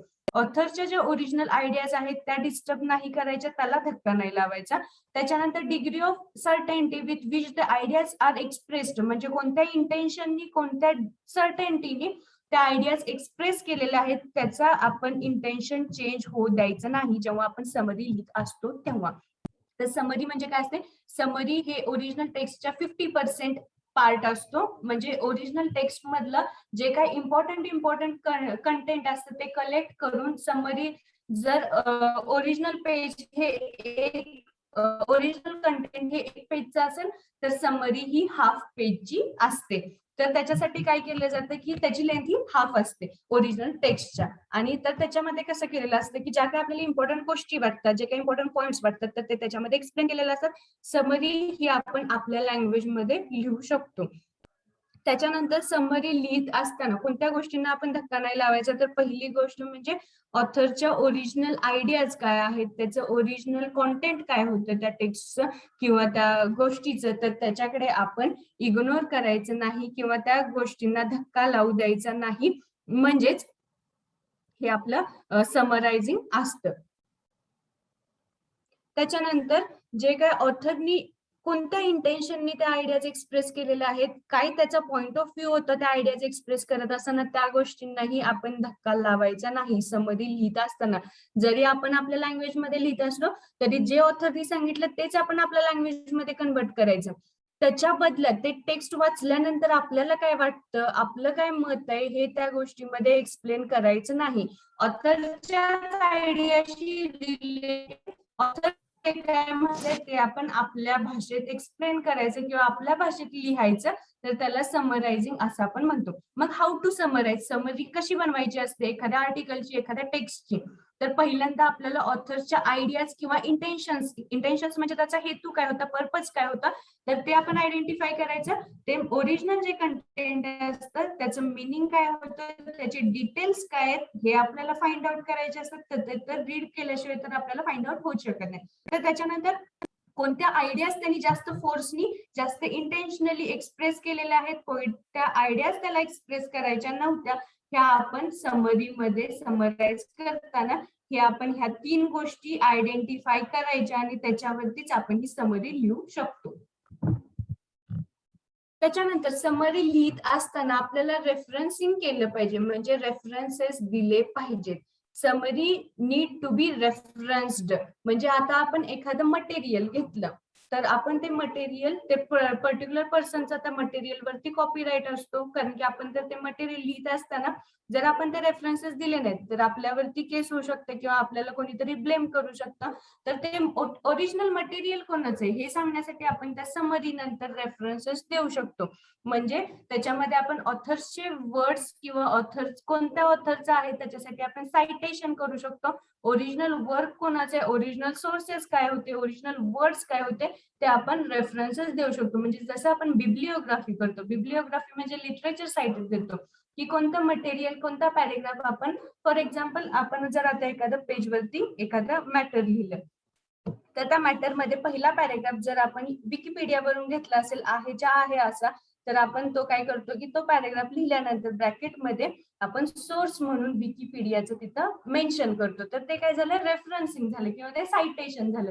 म्हणजे ही ओरिजिनल आयडिया माझी नाहीये, तर मी इथून XYZ या ठिकाणाहून ती आयडिया घेतलेली आहे माझ्या कॉन्टेंटसाठी, माझ्या मटेरियलसाठी. तर ते जे रेफरन्सिंग असतं तर त्याला रेफरन्सिंग असं म्हटलं जातं. म्हणजे ओरिजिनल कोणाचं आहे कॉन्टेंट हे सांगणं म्हणजे आपण रेफरन्सिंग म्हणतो. तर समरी लिहित असताना त्या ज्या आयडियाज असतात त्या रेफरन्स कराव्या लागतात. मग जे ऑथरचे वर्ड्स असतात मग ते तुम्ही थॉट्स किंवा आयडियाज तुम्ही यूज करू शकता समरी लिहित असताना. प्रिसाइजला रायटिंगला आपण तसं करू शकत नाही, पण समरीमध्ये आपण ऑथरचे वर्ड्स, थॉट्स आपण हे यूज करू शकतो. आणि त्याच्यासाठी आपल्याला सायटेशन करावं लागतं की कोणते वर्ड्स आपण तिथून मेन्शन केलेले आहेत किंवा कोणते वर्ड्स आपण तिथून रेफर केलेले आहेत. त्याच्यानंतर समरी रायटिंगच्या 3 स्टेप्स आहेत. त्यातली पहिली जी स्टेप आहे, write notes in point form using keywords. This will make it easier to express the ideas in your own words. म्हणजे कोणतीही गोष्ट लिहित असताना, प्रिसाइज रायटिंग करत असताना, समरी रायटिंग करत असताना किंवा ऍबस्ट्रॅक्ट रायटिंग करत असताना आपल्याला हे माहिती असलं पाहिजे की त्याचं मेन कंटेंट काय आहे, मेन थीम काय आहे, मेन आयडिया काय आहे, मेन पॅरेग्राफची किंवा पॅसेजची. तर त्याच्या अकॉर्डिंग त्यात कुठले कुठले जर इम्पॉर्टंट वर्ड्स यूज केलेत तर त्याच्यावरती आपल्याला इम्पॉर्टंट वर्ड्स कुठले यूज केले तर त्याचे कीवर्ड्स आपल्याला माहिती असले पाहिजे. तर आपण ते पॅरेग्राफ मध्ये किंवा समरी मध्ये आपण त्या आयडियाज किंवा त्या कीवर्ड्स वरून आयडियाज हे एक्सप्रेस करू शकतो. फॉर एक्झाम्पल जर ऑर्गॅनिक फार्मिंग दिलं असेल, ऑर्गॅनिक फार्मिंग दिलं असेल तर त्याच्यामध्ये आपण काय करतो की त्याच्यामध्ये आपण जे काय असेल ऑर्गॅनिक फार्मिंग मध्ये आपण IPM टेक्नॉलॉजी यूज करू शकतो, म्हणजे इंटिग्रेटेड पेस्ट मॅनेजमेंट वगैरे असं यूज करू शकतो की ज्याच्यामध्ये आपण इन्सेक्टिसाइड्स वगैरे आपण अवॉइड करू शकतो. तर त्याच्यामध्ये आपण काय करू शकतो की आता जर आपल्याला समरी लिहायची असेल, आपण एखादा पॅराग्राफ रीड केला, ओरिजिनल कॉन्टेंट रीड केलं, त्याच्या थ्रू आपण पॉइंट्स काढले की IPM पहिला पॉइंट, दुसरा कीवर्ड असा काढला की त्याच्यामध्ये आपण काय यूज करू शकतो की आपण त्याच्यामध्ये जीवामृत यूज करू शकतो किंवा दशपर्णी अर्क यूज करू शकतो. अशा जर गोष्टी आपण लिहिला, जीवामृत किंवा दशपर्णी अर्क हे कीवर्ड झाले त्यातलं. मग आपण हे कोणत्या कंटेंटसाठी, मग आपण त्याच्यामध्ये लिहिलं 50%. 50% म्हणजे ऑर्गॅनिक फार्मिंग ही फोर फॉर्मॅटमध्ये केली जाते. 25% ऑर्गॅनिक फार्मिंग, 50%, 75% किंवा 100% अशा वे मध्ये. मग 50% म्हणजे काय, 50% ऑर्गॅनिक वे मध्ये युज केले जाते, 50% केमिकल फर्टिलायझर्स, पेस्टिसाइड युज केले जातात, असं त्याचं मिनिंग होतं. म्हणजे ह्या कीवर्ड्स वरून जेव्हा आपण एखादा पॅरेग्राफ रीड करतो, म्हणजे जेव्हा तुम्ही पण नोट्स एखाद्या रीड करता तर त्या टाइमला काय करता तुम्ही की त्या पॉइंट मधल्या तुम्ही त्या मेन कॉन्टेंट मधल्या काय करता की एखाद्या गोष्टी ह्या हायलाइट करतात. हायलाइट करता म्हणजे काय की ह्या त्या गोष्टी वाचल्यानंतर आपल्याला मेन मटेरियल काय असेल हे लक्षात येतं. म्हणजे तुम्हाला त्याच्यावरून पेपरच्या आधी तुम्ही काय करता की एखादं पेज तुम्ही रीड करता, एखादा पॉइंट तुम्ही रीड करता, त्याच्यावरती तुम्ही 2-3 कीवर्ड्स काढता. 2-3 कीवर्ड्स काढता म्हणजे काय, आता आपल्या कम्युनिकेशन वरती 2-3 कीवर्ड्स काय निघणार, communication skills, communication, personality development, personality, हे असे कीवर्ड्स झाले. म्हणजे याच्यावरून आपल्याला काय समजतं की ह्या 4 वर्ड्स वरून की हा जो चॅप्टर आहे किंवा हा जो शब्द आहे किंवा हा जो कोर्स आहे, तर या 4 वर्ड्स वरून आपल्याला समजते की या 4 वर्ड्स बद्दल ह्या कोर्स मध्ये इन्फॉर्मेशन दिलेली आहे. तर तसे कीवर्ड्स तुम्ही तयार करता, म्हणजे समरी लिहिण्यासाठी एखादं कॉन्टेंट वाचता तुम्ही, त्याच्यावरती कीवर्ड्स तयार करता, त्या कीवर्ड्स वरून तुम्ही नोट्स तयार करता आणि त्याच्यावरून तुम्ही हे पॅसेजेस बनवता. अशी ही समरी रायटिंगची स्टेप आहे. म्हणजे पहिल्या स्टेप मध्ये तुम्ही काय करता, तुम्ही मटेरियल रीड केलेलं असतं, तर त्याच्या थ्रू तुम्ही एक कीवर्ड्स तयार करता किंवा कीवर्ड्स राईट डाऊन करता. त्याच्यानंतर दुसऱ्या स्टेप मध्ये काय सांगितलंय की तुम्ही त्या कीवर्ड्स वरून नोट्स प्रिपेअर करता. त्या नोट्स काय करतात, त्या नोट्स तुम्ही कशा केलेल्या असतात की तुम्ही ती गोष्ट वाचलेली असते आणि त्याच्यावरून त्या तुम्ही नोट्स बनवलेल्या असतात. पण समरी रायटिंगला काय केलेलं असतं, एकदा तुम्ही नोट्स बनवल्या की तुम्ही परत ते पॅसेज वारंवार वाचत बसत नाही. एकदा तुम्ही नोट्स राईट डाऊन केल्या की तुम्ही त्या नोट्स मधूनच तुम्ही ही समरी लिहिता. मग तेव्हा तुम्ही परत तुमचं मेन कंटेंट किंवा ओरिजिनल डॉक्युमेंट आहे ते तुम्ही रेफर करत बसत नाही. तर ही त्याची दुसरी स्टेप झाली. आणि तिसरी जी स्टेप आहे ते काय करता की ओरिजिनल कंटेंट आणि समरी याचं हे रिफ्लेक्शन असलं पाहिजे आणि ह्याला हे रेफर करणारं असलं पाहिजे. तर अशी पद्धतीने ही समरी रायटिंग केली जाते. Then tips for writing a summary. Topic sentences provide a quick outline of the main ideas presented in a paragraph. म्हणजे आपण काय करतो, टॉपिकचे जे काही सेंटेन्सेस असतील तर त्याच्यावरून आपल्याला क्विक आउटलाईन मिळते, क्विक आयडिया मिळते की मेन पॅराग्राफ काय असेल किंवा मेन टॉपिक काय असेल.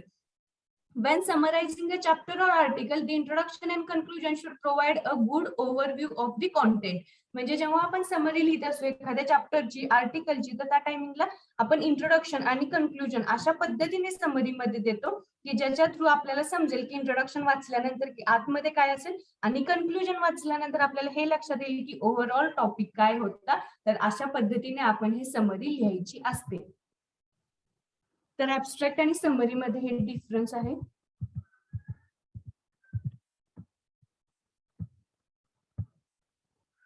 तर समरी रायटिंग समजलं का? चॅटबॉक्स मध्ये मेसेज करू शकताय तुम्ही.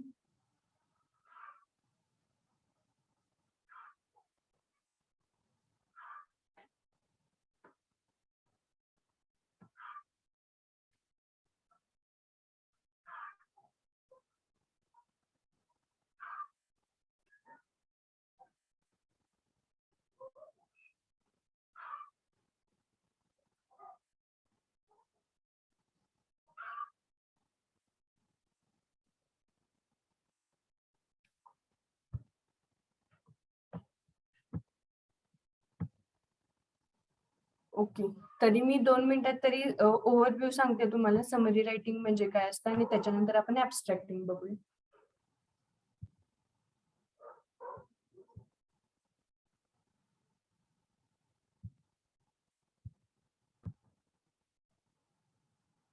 तर समरी रायटिंग कसं असतं,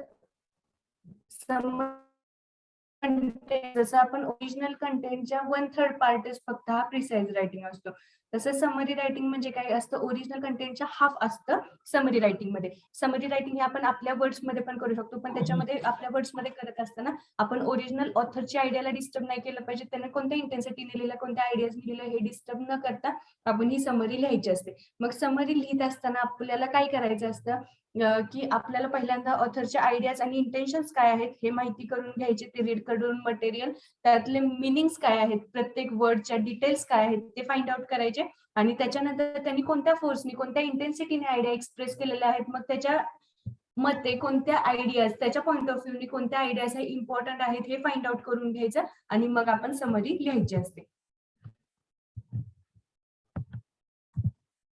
त्याच्यानंतर समरी घेतला त्याचे रेफरन्सेस देणं हे मस्ट असतं समरी रायटिंग मध्ये. त्याच्यानंतर ऑथर्सचे तुम्ही फ्रेजेस यूज केले असतील, वर्ड्स यूज केले असतील, थॉट्स यूज केले असेल, आयडियाज यूज केले असतील, याच्यासाठी तुम्हाला रेफरन्सेस द्यावे लागतात. तसं आपण प्रिसाइज रायटिंग मध्ये काय करतो, प्रिसाइज रायटिंग मध्ये ऑथरचं कोणतंही मटेरियल आपण रेफर करत नाही. म्हणजे कोणतेही वर्ड्स, थॉट्स, आयडियाज आपण त्याच्यामध्ये आहेत तशा उचलून लिहू शकत नाही. जे आपल्याला रीड केल्यानंतर जे आपल्याला लक्षात येतं तेच आपण प्रिसाइज रायटिंग मध्ये लिहितो. पण समरी रायटिंग मध्ये काय करतो की आपल्याला जे काही थॉट्स आवडले ऑथरचे, आयडियाज आवडले ऑथरच्या, वर्ड्स आवडले ऑथरचे, तर ते आपण तसेच्या तसे उचलून आपल्या समरीमध्ये टाकू शकतो. तर समरी लिहित असताना आपल्याला 3 स्टेप मध्ये समरी लिहायची असते. पहिल्या स्टेपमध्ये आपण जे रीड करतो, पॉइंट्स काढतो, तर त्याच्यावरून आपल्याला कीवर्ड्स फाइंड आउट करायचे असतात. त्याच्यानंतर आपण नोट्स काढतो. नोट्स काढल्यानंतर आपण ते मटेरियल रीड करायचं नसतं, म्हणजे वारंवार वाचायचं नसतं. आणि त्याच्यानंतर ओरिजिनल मटेरियल आणि तुमची समरी हे त्याचं रिफ्लेक्शन आहे का हे लिहिल्यानंतर फाइंड आउट करायचं. त्याचा आणि ह्याचा काहीतरी लिंकअप आहे का हे फाइंड आउट करायचं असतं. आणि त्याच्या कोणत्या आहेत मेन आयडिया जे काय असतील तर त्याचे आउटलाईन बनवायचं समरीमध्ये. त्या सेंटेन्सेस वाचून आपल्याला मेन आयडिया काय आहे याचा आउटलाईन समजला पाहिजे. अशा पद्धतीने आपण समरी लिहायची असते. त्याच्यानंतर समरीचे जे काही चॅप्टर्स असतील, आर्टिकल्स असतील, इंट्रोडक्शन आणि कन्क्लुजन असेल तर ते अशा पद्धतीने द्यायचं की इंट्रोडक्शन वाचल्यानंतर आत काय असेल याची आपल्याला लिंक लागेल आणि कन्क्लुजन वाचल्यानंतर आपण मटेरियल काय होतं याचा आपल्याला लिंकअप लागेल किंवा रिमाइंड होईल. तर अशा पद्धतीने ही समरी लिहायची असते. मग समरी आणि ऍब्स्ट्रॅक्ट मध्ये डिफरन्स काय असतो? तर abstract is a concise summary found at the beginning of the research article. म्हणजे समरी आपण कधी देऊ शकतो की पूर्ण पॅरेग्राफ एखादं ओरिजिनल कंटेंट असेल ते कंटेंट संपल्यानंतर मध्ये असताना आपल्या बुक्स मध्ये असायचं की ग्लॉसरी म्हणून किंवा समरी म्हणून. तर त्याच्यामध्ये काय असतं की आपल्या पूर्ण चॅप्टर झाल्यानंतर आपल्याला समरी दिली जायची चॅप्टरची की त्याच्यामध्ये म्हणजे त्या ओरिजिनल चॅप्टर मध्ये काय आहे किंवा आपल्याला जर वेळ नसेल तर आपल्याला रिमाइंड करण्यासाठी आपण समरी रीड केली की आपल्याला ओरिजिनल कंटेंट काय असतं हे माहिती करून घेण्यासाठी.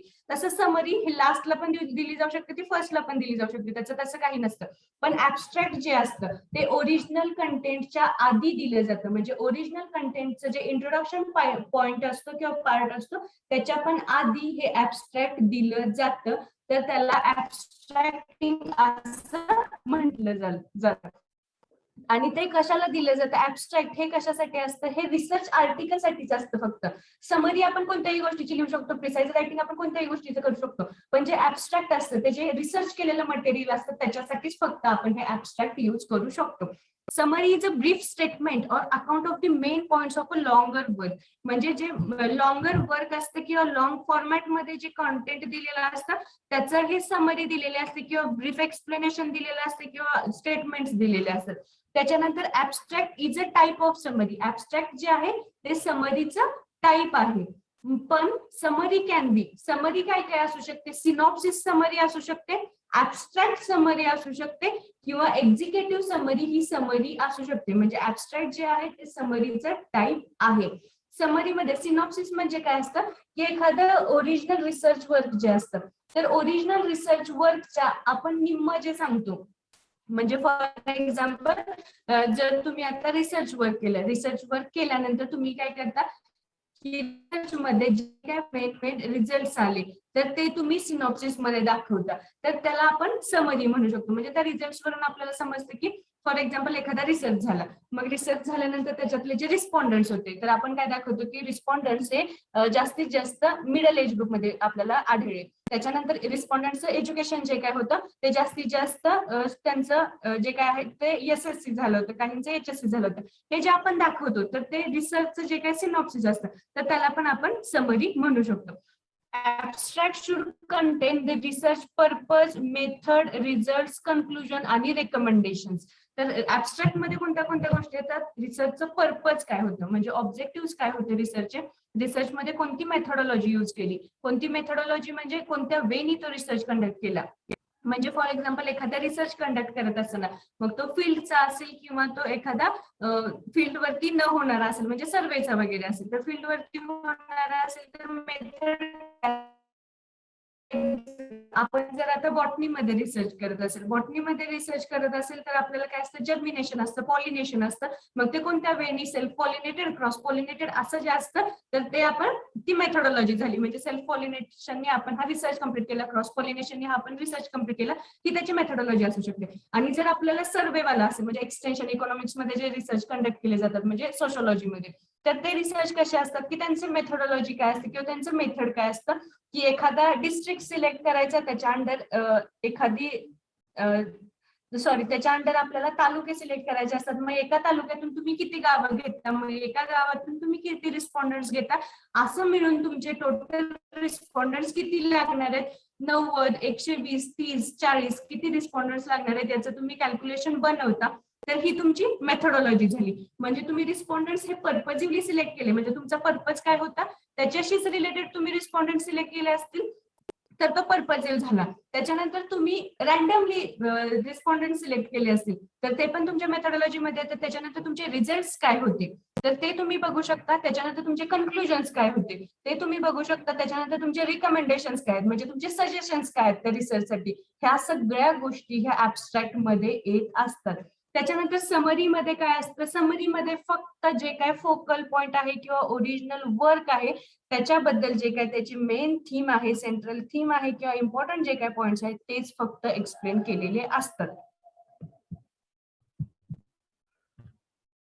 Then now we will see about abstracting.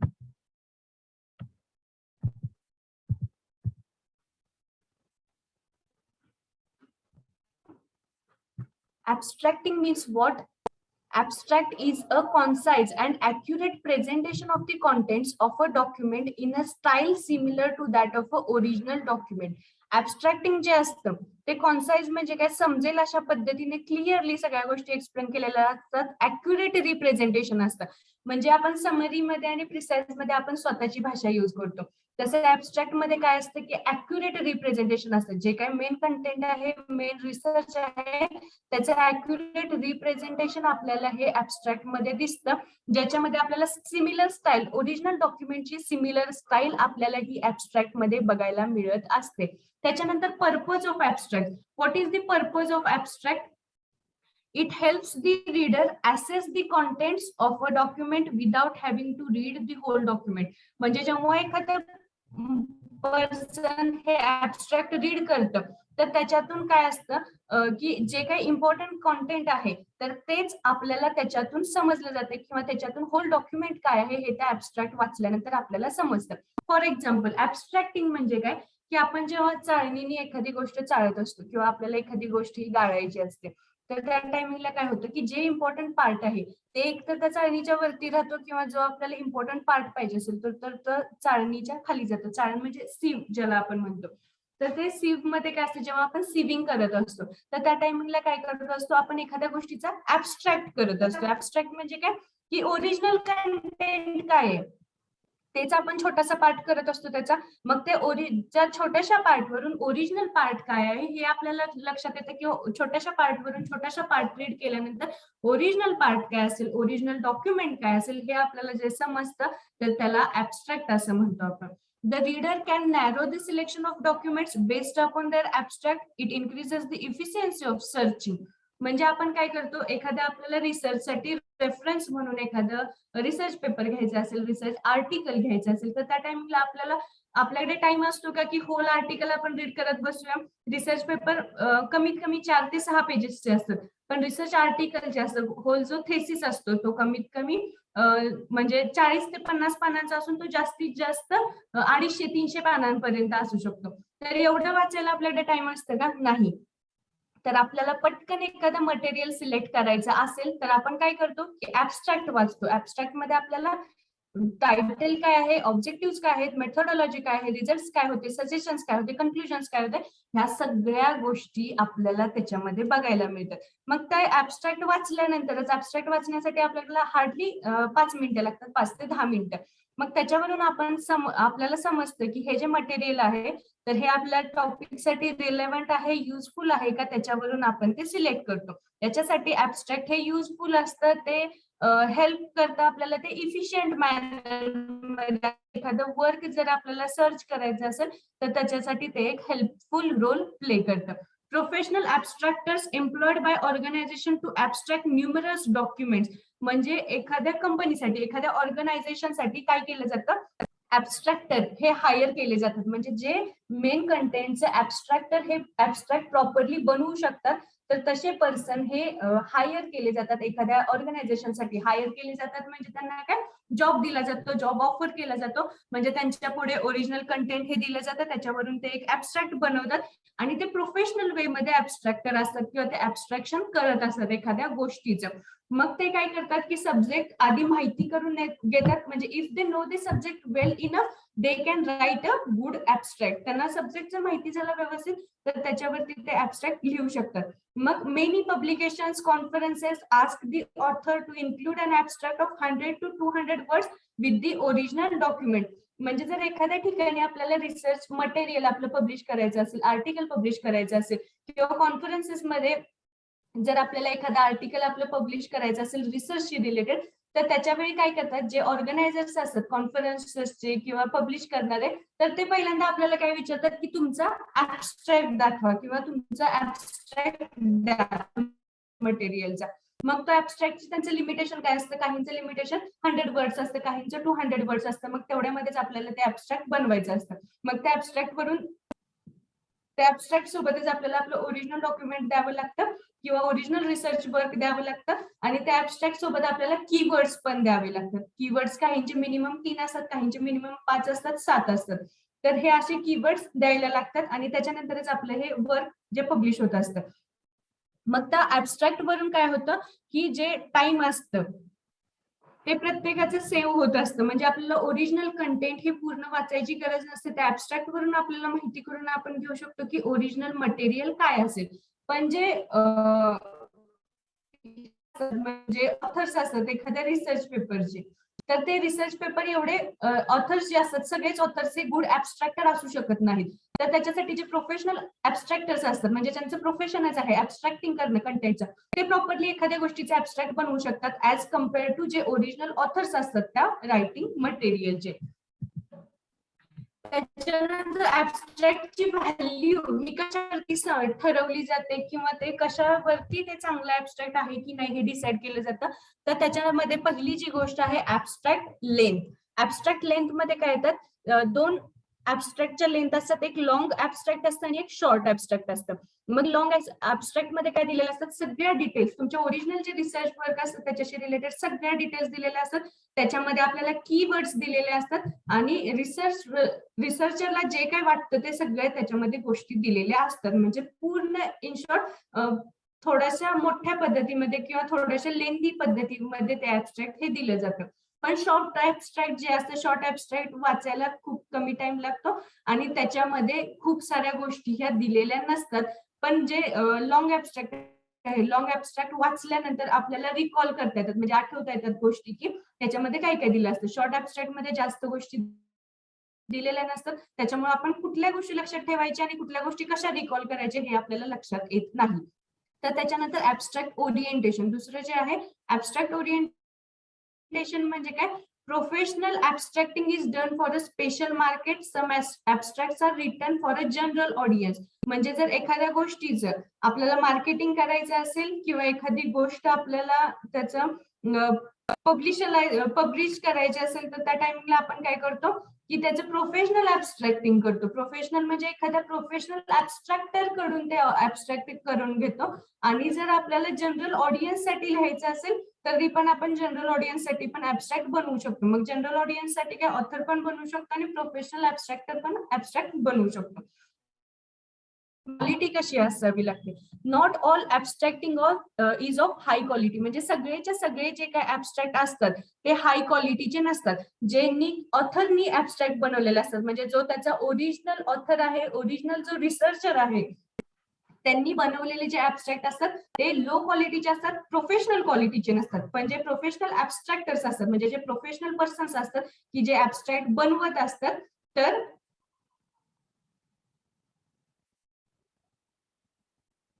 ते हे प्रोफेशनल वे मध्ये ऍबस्ट्रॅक्ट चांगलं बनवतात. कोणाला काही प्रॉब्लेम आहे का लेक्चर मध्ये?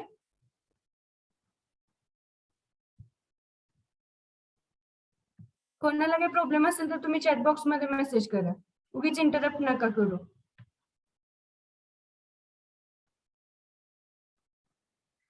आणि कोणाला बोर झालं असेल तर तुम्ही लेक्चर लिव्ह करू शकता, उगीच दुसऱ्यांचा टाइम नका वेस्ट करू. प्रत्येक गोष्ट इथं रेकॉर्ड होते.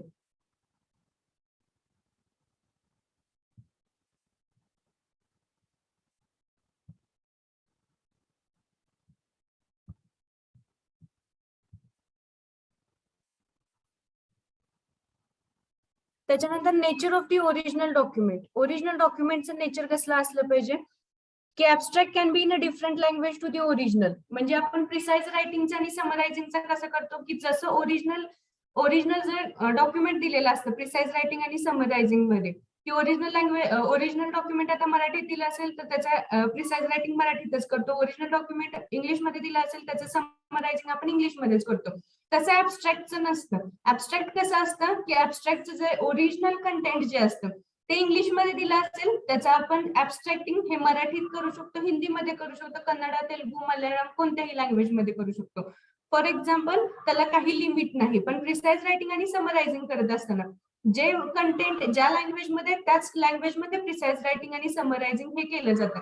तसं ऍबस्ट्रॅक्टच्या बाबतीत नसतं. ऍबस्ट्रॅक्ट मध्ये कसं केलं जातं की तुमचं जे काही ओरिजिनल डॉक्युमेंट आहे त्याच्यापेक्षा दुसऱ्या लँग्वेज मध्ये ऍबस्ट्रॅक्टिंग केलेलं चालतं. म्हणजे फॉर एक्झाम्पल तुमचं ओरिजिनल डॉक्युमेंट इंग्लिशमध्ये असेल त्याचं ऍबस्ट्रॅक्टिंग तुम्ही व्हिएतनामीज मध्ये करू शकता. म्हणजे व्हिएतनाम ही जी कंट्री आहे त्याची जी लँग्वेज आहे तर त्याच्यामध्ये तुम्ही हे ऍबस्ट्रॅक्टिंग करू शकता, त्याला काही प्रॉब्लेम नसतो.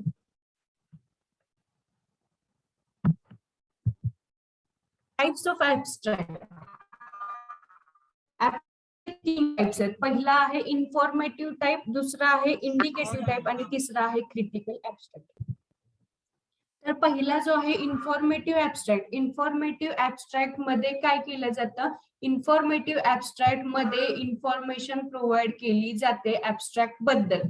Represent as much of the information from the documents content as possible. म्हणजे डॉक्युमेंट मधली जेवढी काही इन्फॉर्मेशन जेवढी पॉसिबल असेल ऍबस्ट्रॅक्ट करण्यासाठी तेवढी इन्फॉर्मेशन ही प्रोव्हाइड केली जाते. तर हे इन्फॉर्मेटिव्ह ऍबस्ट्रॅक्ट हे 500 वर्ड्सचं असू शकतं. तर त्याच्यामध्ये खूप साऱ्या गोष्टी ह्या प्रॉपरली डिस्क्राईब केल्या जातात की ज्याच्यामध्ये फक्त सिंगल प्रोसेस असेल अशाच गोष्टींसाठी हे इन्फॉर्मेटिव्ह ऍबस्ट्रॅक्ट यूज केलं जातं. तर याच्यामध्ये डिफरंट कॉन्सेप्ट किंवा डिफरंट जर थिंग्स असतील तर त्याच्यासाठी आपण इन्फॉर्मेटिव्ह ऍबस्ट्रॅक्ट यूज करू शकत नाही. एकाच गोष्टीसाठी एकाच थिंगसाठी आपण इन्फॉर्मेटिव्ह ऍबस्ट्रॅक्ट हे यूज करू शकतो. तर हे कसं असतं, हे आपल्या रिअल डॉक्युमेंट सारखंच असतं.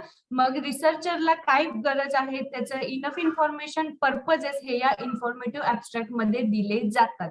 त्याच्यानंतर इंडिकेटिव्ह ऍबस्ट्रॅक्ट. इंडिकेटिव्ह ऍबस्ट्रॅक्ट म्हणजे काय दिलं जातं, याच्यामध्ये टॉपिकची फक्त लिस्ट दिली जाते, फक्त गोष्टी या टॉपिक मधल्या इंडिकेट केल्या जातात. याच्यामध्ये कोणत्याही टाईपची रिलेव्हंट इन्फॉर्मेशन किंवा रिलेव्हंट डिटेल्स ह्या प्रोव्हाइड केल्या जात नाहीत. इन्फॉर्मेटिव्ह ऍबस्ट्रॅक्ट मध्ये सगळ्या गोष्टी एखाद्याच टॉपिक बद्दल एक्सप्लेन करतो, व्हरायटी ऑफ टॉपिक बद्दल बोलणं आपल्याला पॉसिबल नसतं. तसं इंडिकेटिव्ह ऍबस्ट्रॅक्ट मध्ये काय असतं की आपण व्हरायटी ऑफ टॉपिक बद्दल टॉपिक्स काय आहेत याला लिस्ट आपण प्रोव्हाइड करू शकतो, हे आपण इंडिकेट करू शकतो. पण कोणत्याही गोष्टीबद्दल आपण इन्फॉर्मेशन किंवा डिटेल्स प्रोव्हाइड करू शकत नाही. म्हणजे जर एखाद्या रिसर्चरला एखादी गोष्ट सिलेक्ट करायची असेल, चूज करायचे असेल तर त्याच्यासाठी इंडिकेटिव्ह ऍबस्ट्रॅक्ट हे यूज करू शकतो. म्हणजे त्याच्यामध्ये रिलेव्हंट कीवर्ड्स दिलेले असतात. हे इन्फॉर्मेटिव्ह ऍबस्ट्रॅक्ट पेक्षा लिहायला इंडिकेटिव्ह ऍबस्ट्रॅक्ट हे खूप इझी असतं. Indicative abstract does not stand on its own, it leads the researcher to the full document.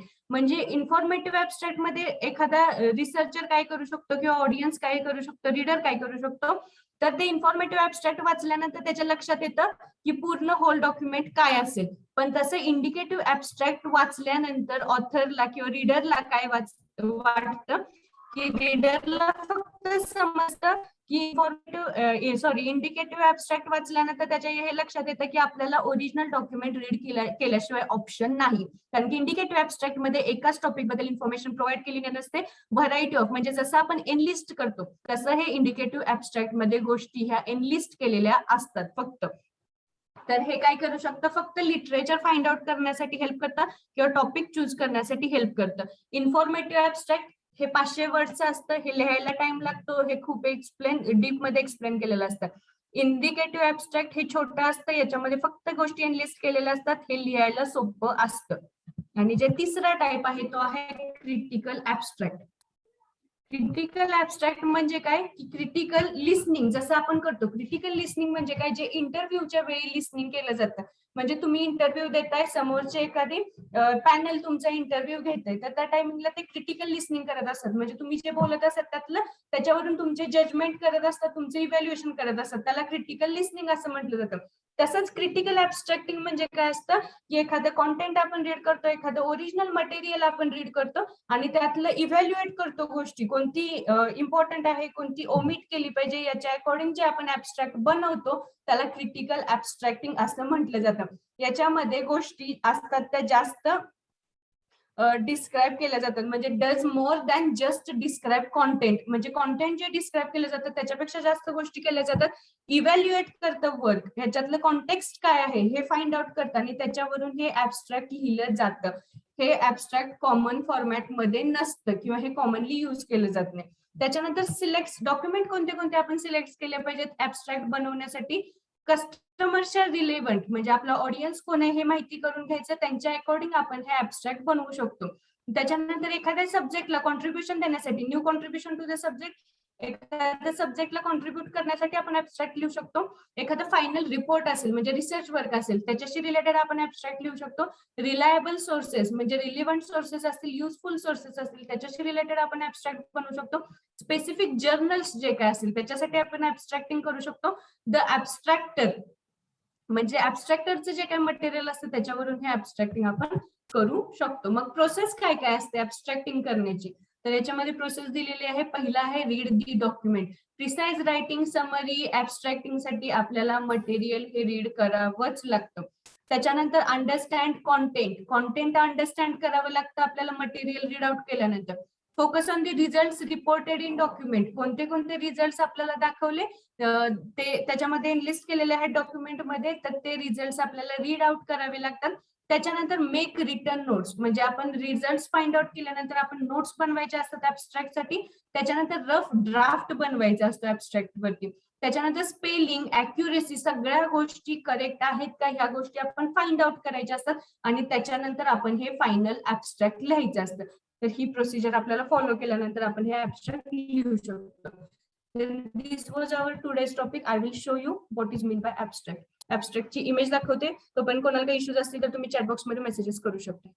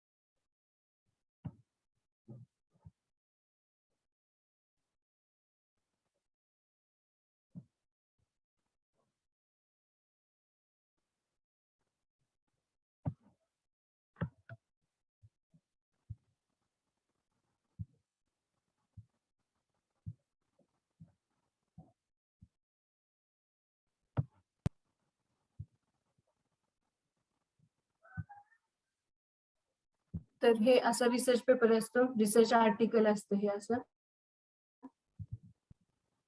याच्यामध्ये तुमचं जे काही रिसर्च वर्क आहे त्याच्याबद्दल हे ऍब्स्ट्रॅक्ट दिलेला असतो. याच्यामध्ये सगळी इन्फॉर्मेशन असते, तुमचा टॉपिक काय, मेथोडॉलॉजी काय, त्याच्यानंतर तुम्ही कधी कंडक्ट केला होता हा रिसर्च, किती रिस्पॉन्डंट्स घेतले होते, तुमचे रिझल्ट काय आले, तर हे सगळ्या गोष्टी याच्यामध्ये सांगितलेल्या असतात. याचे कीवर्ड्स असतात इथं, की प्रोफाईल, रुरल विमेन, जे काही 5 कीवर्ड्स याच्यामध्ये दिलेले असतात आणि त्याच्यानंतर तुमचा हा टॉपिक चालू होतो. म्हणजे हे एक रिसर्च आर्टिकल आहे, हा रिसर्च पेपर आहे जो की मी माझ्या रिसर्च वर्क वरती पब्लिश केला होता. तर त्या रिसर्च आर्टिकल वरती हा ऍब्स्ट्रॅक्ट असतो, त्याचे कीवर्ड्स असतात. कीवर्ड्स म्हणजे इंट्रोडक्शन दिली जाते, त्याच्यानंतर तुमचं मटेरियल्स आणि मेथड्स काय काय होते ते सांगितलं जातं. त्याच्यानंतर तुमच्या मटेरियल मेथड्स नंतर रिझल्ट आणि डिस्कशन काय होते तुमच्या टॉपिकचे ते सांगितलं जातं. याच्यामध्ये असं टेबल दिला जातो ज्याच्यामध्ये तुमचं पूर्ण जे रिझल्ट होते ते एक्सप्लेन केले जातात त्याच्यामध्ये, आणि हे कन्क्लुजन्स दिले जातात तुमच्या टॉपिकचे, की काय कन्क्लुजन्स होते तुमच्या टॉपिकचे हे याच्यामध्ये दिले जातात. आणि ह्याला आपण रेफरन्सेस म्हणतो. म्हणजे हा जो पॉइंट आहे तर ह्याला आपण रेफरन्सेस म्हणतो किंवा ह्याला बिब्लिओग्राफी म्हणतो. म्हणजे कुठून कुठला रेफरन्स घेतलेला आहे, कशासाठी काय रेफर केलेला आहे, या सगळ्या गोष्टी याच्यामध्ये सांगितल्या जातात. तर ह्याला आपण काय म्हणतो तर रिसर्च पेपर म्हणतो. आणि रिसर्च वर्क साठीच आपण हे ऍब्स्ट्रॅक्टिंग युज करतो. रिसर्च वर्कच्या पहिले आपण हे ऍब्स्ट्रॅक्ट युज करत असतो. म्हणजे रिसर्च वर्कच्या पहिले ऍब्स्ट्रॅक्ट युज करतो, त्याच्यातून आपल्याला रिसर्च काय फाइंड आउट होतो. म्हणजे हा जो रिसर्च होता तो attitude of rural women towards girls higher education होता.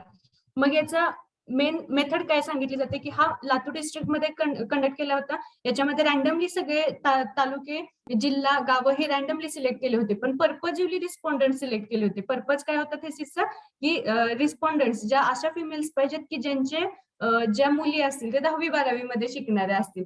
तर अशा पद्धतीने ह्या सगळ्या गोष्टी ह्या ऍब्स्ट्रॅक्ट मध्ये एक्सप्लेन केले जातात. तर याला आपण इन्फॉर्मेटिव्ह ऍब्स्ट्रॅक्टिंग असं म्हटलं जातं, की ज्याच्यामध्ये आपल्याला सगळी इन्फॉर्मेशन मिळते, की पूर्ण थेसिस काय आहे, की तुमचं रिसर्च वर्क काय आहे त्याच्यावरती. आणि याच्यासोबत कीवर्ड्स म्हणजे काय, की ह्या कीवर्ड्स वरून आपल्याला समजतं की मेन कंटेंट काय असेल. म्हणजे प्रोफाईल आपल्याला बघायला मिळणार आहे, कोणाचा प्रोफाईल, तर याच्यामध्ये रुरल विमेन्स दिलेले आहेत, गर्ल्स दिलेले आहेत, कशाशी रिलेटेड असणार आहे हा मेन कॉन्टेंट, हायर एज्युकेशनशी रिलेटेड, मग त्यांचं रिलेशनशिप असेल, तर ह्या सगळ्या गोष्टी आपल्याला ह्या कीवर्ड्स वरून समजतात. तर असं ह्या पद्धतीने ऍब्स्ट्रॅक्टिंग असतं. तर कोणाला काही हे ऍब्स्ट्रॅक्ट, समरायझिंग आणि प्रिसाइज रायटिंग बद्दल काही क्वेश्चन असेल तर सगळ्यांनी सांगा, आपण ते गोष्टी बघूया.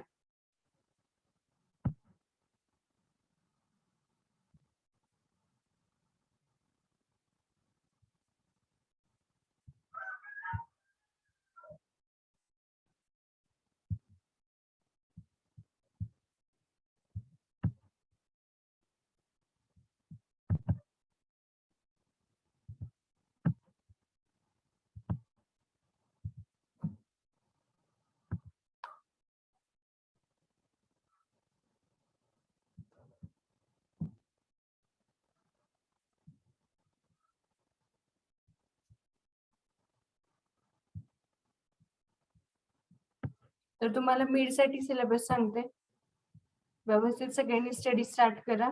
20 मार्क्स साठी आपली मिड एक्झाम आपल्या कोर्सची कंडक्ट होणार आहे.